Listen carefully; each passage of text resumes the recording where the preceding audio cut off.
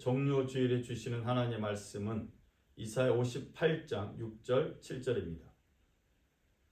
내가 기뻐하는 금식은 흉악의 결박을 풀어주며 멍에의 줄을 끌어주며 압제에 당하는 자를 자유하게 하며 모든 멍에를 꺾는 것이 아니냐.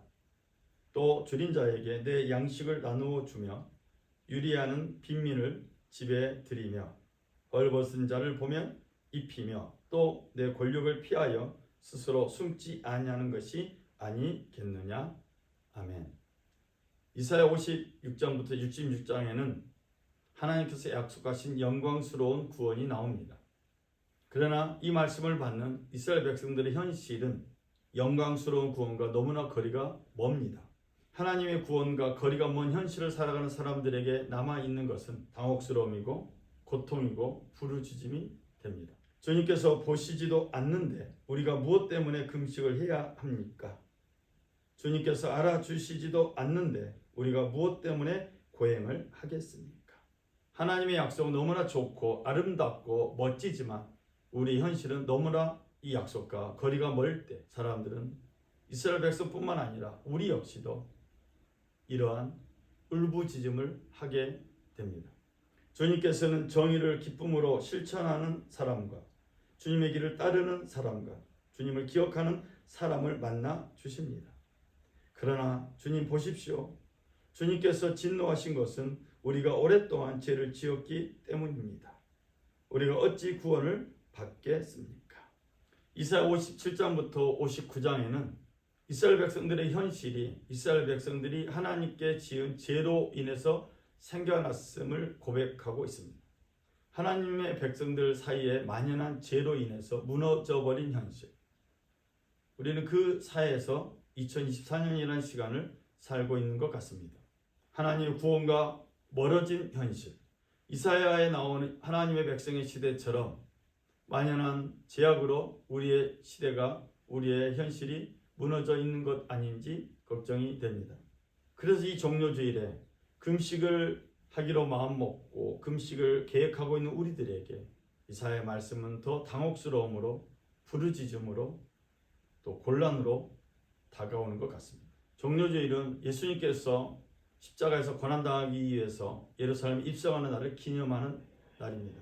예수께서 나귀를 타고 예루살렘 성에 입성하실 때 사람들은 호산나 하면서 손에 종려가지를 들고 예수님을 환영하였습니다. 예수님께서 부활하시기 바로 전주일, 마지막 주일, 그리고 사순절 5번째 주일이 종료주일입니다. 우리는 종료주일을 지난 후에 내일부터 고난주간을 시작을 합니다. 예수님께서 나의 죄를 대속하기 위해서 십자가에 달려 죽으신 그 고난을 생각하는 주간입니다.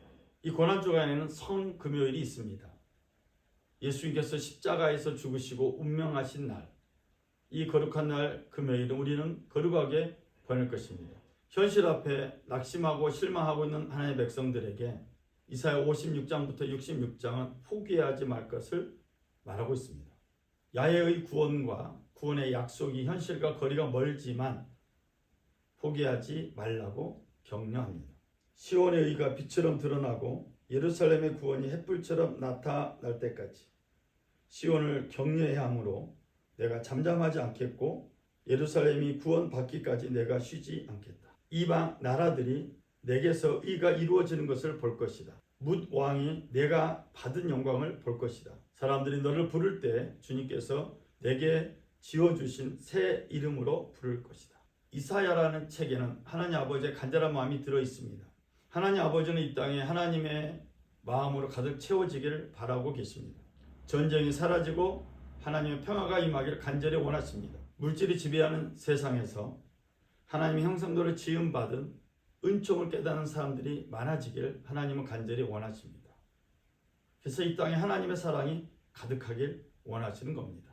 하나님의 영광스러운 구원과 멀어져 있는 현실 속에 살고 있는 우리들에게 2024년 종료주일을 맞이하는 우리들에게 하나님은 이사야 58장 6절 7절을 통해서 금식해야 되는 이유와 하나님 아버지의 간절한 마음을 전하고 있습니다.